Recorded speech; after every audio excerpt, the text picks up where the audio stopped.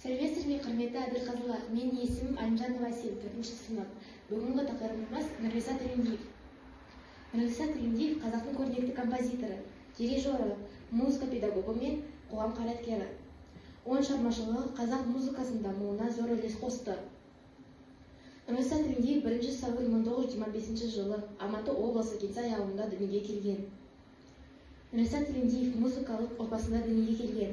Оның әкесі Тілендиев Қошыбаев әнші, шешесі Бибиғаш, халықтың әндері мен күй өнеріне жақын болған. Балалық шағынан бастап музыкаға деген қызығушылық танытып, ауылда түрлі музыкалық топтарда өнер көрсеткен. Нұрғиса Тілендиев Алматы музыкалық училищесін тәмамдады.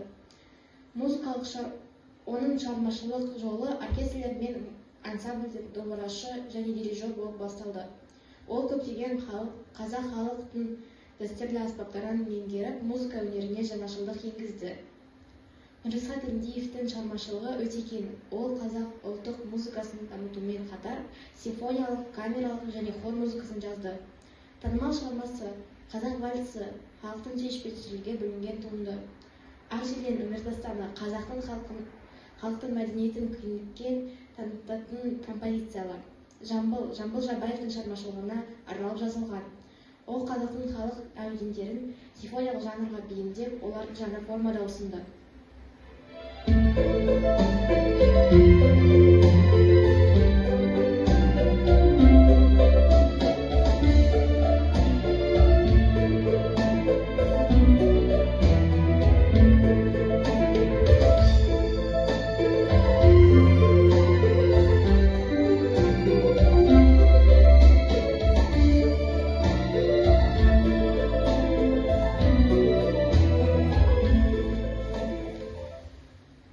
Нұрғиса Тілендиев Қазақстанның музыка әлемінде жетекші тұлға ретінде жұмыс істеді.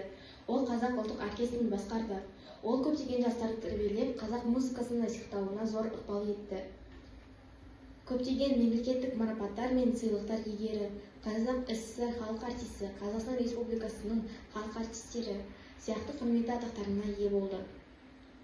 Нұрғиса Тілендиевтің шығармалары қазақ музыкасының алтын қорына енген.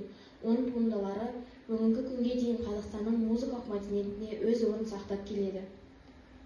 Оның өнері мен педагогиялық қызметі келешек ұрпаққа үлгі болып табылады. Нұрғиса Тілендиев қазақтың музыкасының кемелдеуіне үлкен үлес қосқан тұлға.